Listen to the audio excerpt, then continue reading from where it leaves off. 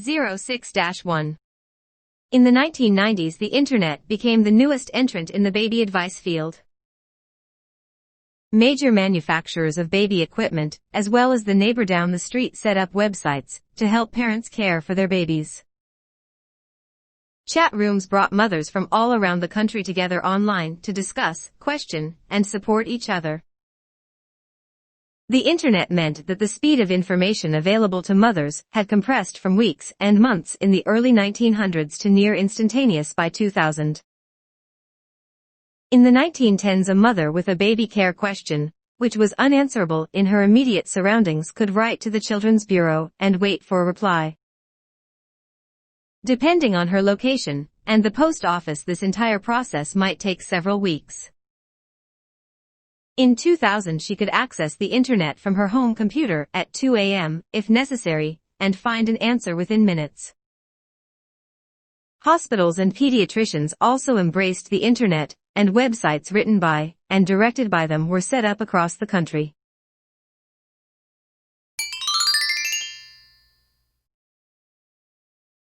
(06-2). We presumably play many games because they are exciting, but will playing a particular game result in a positive or a negative mood? This is where the fundamental unpredictability of games comes in, since failure will likely result in a worse mood than success will. To play a game is to take an emotional gamble. The higher the stakes, in terms of time investment, public acknowledgement, and personal importance, the higher are the potential losses and rewards. We make very rough estimates of this gamble, factoring in the likelihood of failure along with the time investment required, the audience for our performance, and our personal investment in performing well. We are probably also not very good at doing the calculation. Optimists may be unable to believe that failure is a possibility, for example.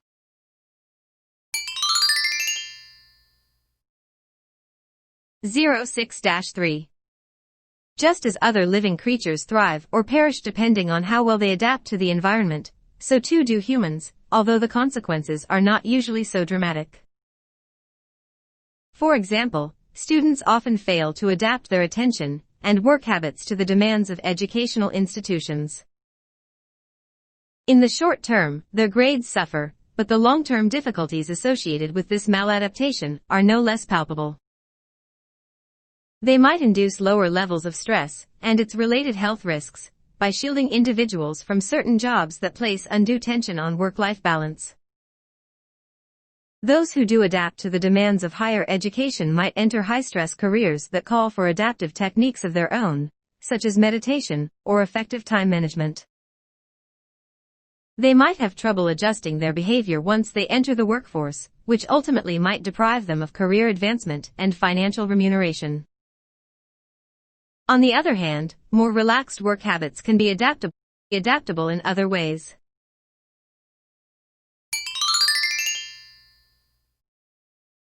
(06-4). Some years ago in the United States, a woman named Linda Kenny nearly died when, prior to an operation, anesthesia was administered to her improperly. Her husband, understandably, wanted to sue the doctor and the hospital. Then the anesthesiologist wrote the couple a note expressing his regrets and grief. He told her, "Whenever you want to speak to me, I will make myself available. Here is my phone number." The Kennys later learned that the doctor did not inform the hospital or its lawyers of what he was doing. He knew that they would probably have forbidden him to contact the patient, because acknowledging his responsibility so frankly would put him and the hospital at great risk if the patient sued. The Kennys were deeply moved by the doctor's letter, and even more impressed when he came to their home and begged forgiveness.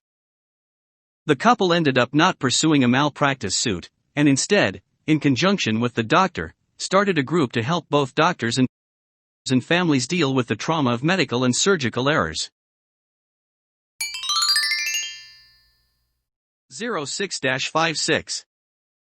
Because the phrase is so well known, some readers may be surprised to know that Darwin never wrote Survival of the Fittest.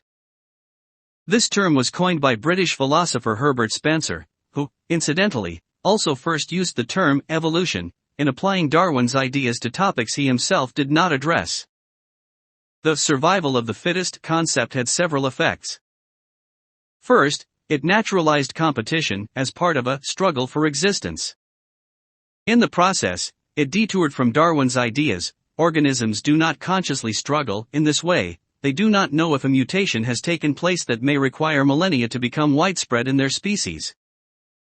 They are simply born, live, and die, and pass on whatever was in their genes.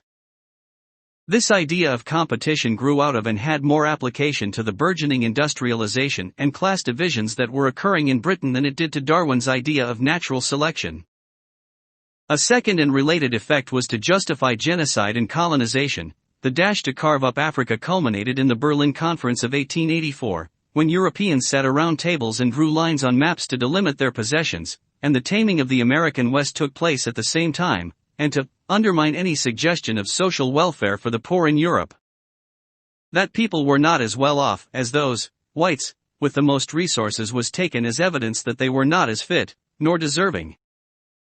This social Darwinism helped define as natural the hierarchy of races that had been constructed and classified through the discourses of science.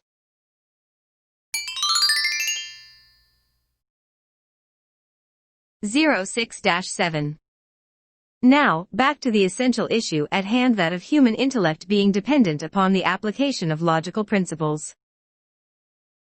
There is much evidence that the quality that we usually refer to as intelligence, in humans, is closely related to the individual's capacity for logical thought.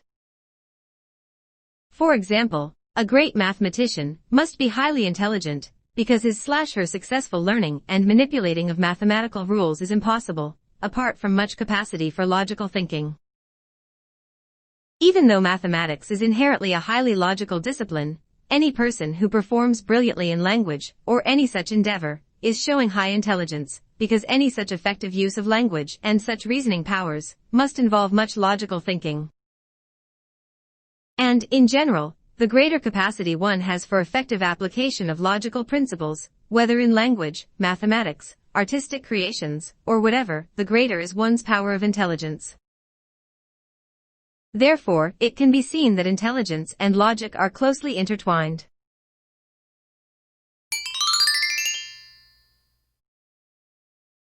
06-8.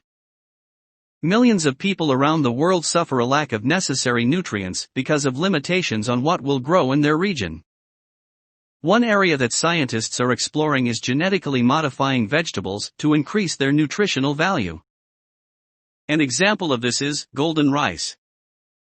This variety of rice is genetically engineered to produce vitamin A, the vitamin that gives carrots their orange color.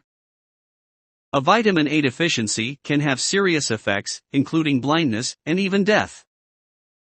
Millions of people suffer from this problem worldwide because they live in areas where vegetables containing the vitamin will not grow. Since rice will grow in these regions, golden rice could provide at least some of this critical vitamin to the local population. 06-9. The growing emphasis on work readiness is the subject of much debate. Some believe that work and education are qualitatively different social sites. While education provides skills and knowledge useful both in the short and long term, it can only provide broad or generic training for work. Specific training for a particular job can only be undertaken after study. However, the demand for work-ready graduates, who are familiar with organizational practices in the workplace, is increasing. Employers value work experience, believing that exposure to the workplace while studying provides students with the opportunity to acquire valuable insights into how the workplace operates and what is expected of them in different workplace settings. Employers report that work experience improves graduates' soft skills, increases confidence, and helps relate their studies to employment, making them more rounded and with more realistic expectations of work. The opportunity to make contacts and create networks for future employment is another advantage. In other words, work experience improves work readiness.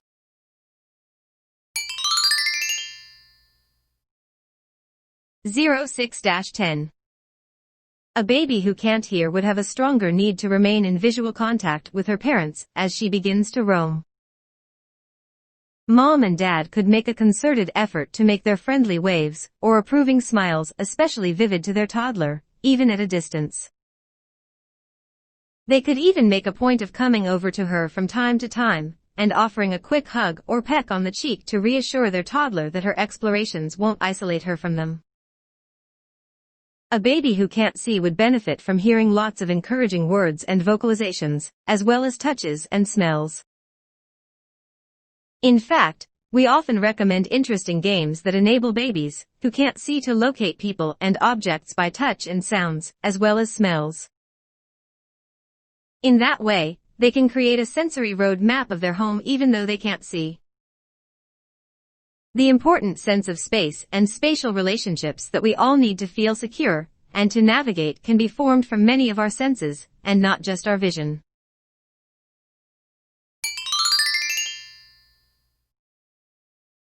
(06-1112) Ideation in its many forms is an area today where humans have a comparative advantage over machines. Scientists come up with new hypotheses. Journalists sniff out a good story. Chefs add a new dish to the menu. Engineers on a factory floor figure out why a machine is no longer working properly. Many of these activities are supported and accelerated by computers, but none are driven by them. Picasso's quote, "Computers are useless. They can only give you answers," is just about half right. Computers are not useless, but they're still machines for generating answers, not posing interesting new questions. That ability still seems to be uniquely human, and still highly valuable. We predict that people who are good at idea creation will continue to have a comparative advantage over digital labor for some time to come, and will find themselves in demand. In other words, we believe that employers now and for some time to come will, when looking for talent, follow the advice attributed to the Enlightenment sage Voltaire: judge a man by his questions, not his answers. Ideation, creativity, and innovation are often described as thinking outside the box, and this characterization indicates another large and reasonably sustainable advantage of human over digital labor. Computers and robots remain lousy at doing anything outside the frame of their programming. Watson, for example, is an amazing Jeopardy player, but would be defeated by a child at Wheel of Fortune, The Price is Right, or any other TV game show unless it was substantially reprogrammed by its human creators. Watson is not going to get there on its own.